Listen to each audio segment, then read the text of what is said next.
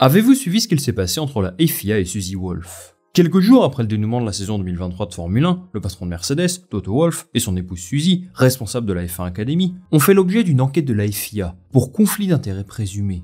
C'est quelque chose qu'on n'a pas encore eu l'occasion d'évoquer ensemble, et j'avais vraiment envie d'en discuter avec vous, parce que cette histoire soulève pas mal d'interrogations qui vont bien au-delà de ce simple conflit. Dans les faits, la FIA a annoncé le 5 décembre dernier ouvrir une enquête suite aux allégations de différents patrons d'écurie. Aucun nom n'a été dévoilé, mais il semblerait que certains d'entre eux aient accusé Suzy Wolff de divulguer des informations confidentielles à Stefano Domenicali. En parallèle, Toto Wolff est lui aussi pointé du doigt. Après tout, sa situation personnelle pourrait lui permettre d'être dans les confidences du groupe Formula One Management, ce qui a donc amené Mohamed Bensoulayem et son équipe légale à enquêter sur le couple. Évidemment, les réactions des différentes parties n'ont pas tardé. Mercedes a condamné l'enquête, tout comme Suzy Wolff bien sûr, qui l'a qualifiée d'insultante et fondée sur un comportement intimidant et misogyne. La FOM a également largement critiqué la position de la FIA, et à la surprise générale, ça a également été le cas de toutes les écuries de F1. Dans un exercice de communication sans précédent, les 10 équipes de Formule 1 ont publié une déclaration presque identique sur leurs réseaux sociaux, confirmant qu'elles n'ont déposé aucune plainte. Ça a eu un effet dévastateur, puisque la FIA a officiellement mis fin à son enquête quelques jours plus tard. C'est une situation absolument rocambolesque, et qui mérite qu'on s'y attarde, parce qu'elle soulève des points clés qui vont rythmer la saison de Formule 1 à venir. Et je vous explique tout ça tout de suite. En premier lieu, on va tenter de comprendre si les allégations contre Toto et Suzy Wolff sont justifiées. D'abord, il faut définir ce que signifie le mot « enquête » dans ce contexte, parce que là ça ouvre la porte à plusieurs interprétations. Rassurez-vous, nous ne sommes pas dans un épisode d'Inspecteur Derrick. Il s'agit là d'une simple procédure du comité d'éthique de la FIA. Ce comité analyse les potentielles situations litigieuses qui iraient à l'encontre des principes éthiques des règlements de la FIA. Par exemple, si Zak Brown offrait un énorme pot de vin à Christian Horner pour tenter de recruter Max Verstappen, là il y aurait certainement une enquête. Qui est à l'origine de cette demande? Je n'en ai pas la moindre idée, et on ne le saura sans doute jamais. Toujours est-il qu'on est resté aux phases préliminaires du processus, et que l'enquête a été en quelque sorte étouffée dans l'œuf. Le 7 décembre dernier, la FIA a annoncé avoir mis fin au processus, jugeant, je cite, qu'après avoir examiné le code de conduite de Formula One Management, ils estiment que leur système de gestion est suffisamment solide pour empêcher toute divulgation non autorisée d'informations confidentielles. Je ne sais pas vous, mais moi je trouve cette situation vraiment étrange. En premier lieu, l'image de la FIA est bien entendu toujours plus détériorée.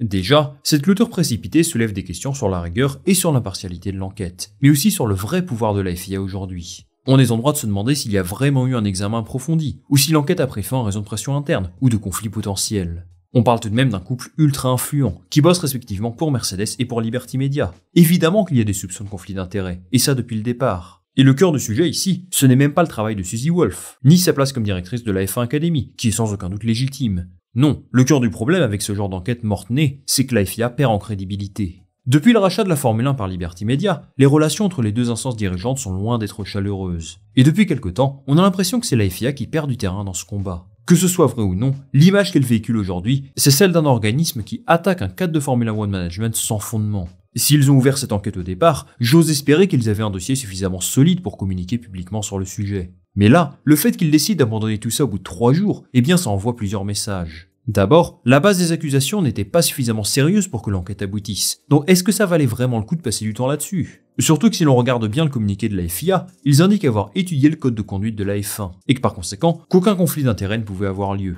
Ils n'ont pas poussé leur recherche plus que ça, juste lu un règlement. Donc franchement, il y a anguille sous roche. Ensuite, la réponse de l'ensemble des écuries fait passer la FIA pour un organisme incompétent. À travers ces communiqués en pagaille, il faut voir autre chose qu'une simple marque de solidarité. Cela soulève de vraies questions sur l'intégrité et sur les compétences de la FIA. Disons-le, ces situations les exposent à des critiques sévères quant à leur processus décisionnel et à leur véritable influence sur le sport. Et là, je parle des observateurs comme vous et moi, des médias, des écuries, des pilotes, bref, d'un très grand nombre d'acteurs qui font vivre la Formule 1.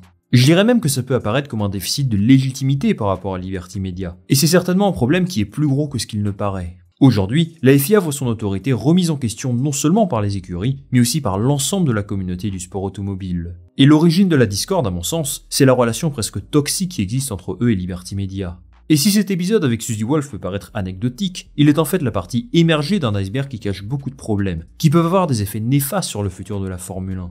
Aujourd'hui, Stefano Domenicali et la F1 sont en position de force. Ils détiennent les droits du championnat, qui a connu des résultats commerciaux très positifs et sans précédent. Malgré ça, ils n'ont pas un pouvoir de décision exclusif, puisque c'est la FIA et ses règlements qui encadrent le championnat. Mais leur influence est suffisamment grande pour empêcher certains processus d'aboutir. Cette enquête en est un parfait exemple, mais je pourrais également vous parler de ce qui se passe avec Andretti. Si ça ne tenait qu'à la FIA, l'écurie serait déjà engagée pour la saison 2025. Mais clairement, Liberty Media et les 10 autres écuries bloquent le processus tant qu'ils n'ont pas obtenu les garanties qu'ils jugent nécessaires pour accueillir une nouvelle équipe. On assiste ici à une lutte de pouvoir, mais en 2024, il est capital que toutes les parties puissent trouver un certain apaisement. Il y aura bientôt des discussions pour un nouvel accord Concorde, qui sera effectif à partir de 2026. Et ce dont j'ai peur personnellement, c'est que toutes ces tensions nous mènent à un certain blocage. Pour rappel, les accords Concorde définissent, entre autres, la répartition des revenus de la F1 entre Liberty Media, les écuries et la FIA. Et avec les nombreux désaccords récents, j'ai peur que ces discussions prennent énormément de temps et qu'au final, on se retrouve avec un accord bâclé.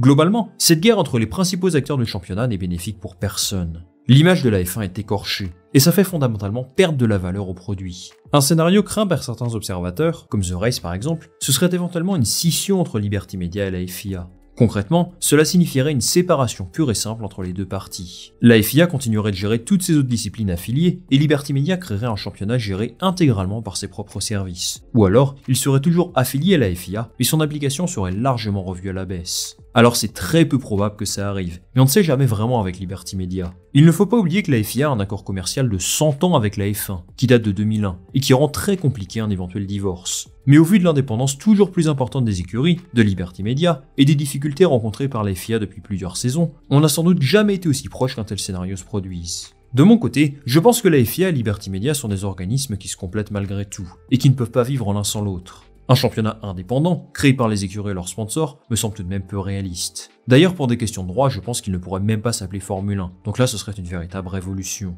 Évidemment, nous n'en sommes pas là. Mais cette accumulation d'épisodes malheureux du côté de la FIA met en péril son autorité, son indépendance et sa crédibilité. Et il faut absolument que ça change pour assurer le futur de la Formule 1. Pour revenir au problème initial, et je conclurai là-dessus, le travail de Suzy Wolff avec la F1 Academy soulève une question plutôt simple. Est-ce vraiment une bonne idée de nommer à sa tête quelqu'un qui a des liens aussi étroits avec un responsable d'écurie de Formule 1 ? C'est une question à laquelle je n'ai pas vraiment de réponse. De toute évidence, elle a les compétences pour exercer ce poste, et elle est une formidable ambassadrice de cette catégorie. Mais peut-être faudrait-il un petit peu plus de transparence sur les procédés mis en place pour éviter la fuite d'informations entre la F1 et les écuries, même si très honnêtement, on ne pourra jamais contrôler ça à 100%. En attendant, j'espère que cette saison sera celle de la paix entre Liberty Media et la FIA. Du côté de Mohamed Metsoulaïem, il va falloir opérer des changements pour pouvoir reconstruire une crédibilité qui semble se dissiper d'année en année. Merci d'être resté jusqu'au bout de cette vidéo les amis. Dites-moi en commentaire ce que vous pensez de ce conflit entre Suzy Wolff et la FIA. Si vous croyez que cet épisode peut avoir des implications à long terme, moi je lirai tous vos commentaires attentivement. Comme d'habitude, je vous invite à liker cette vidéo, à la partager autour de vous, et bien sûr à vous abonner pour supporter le projet à fond. Nous on va se retrouver très rapidement pour une nouvelle vidéo. Salut, à la prochaine.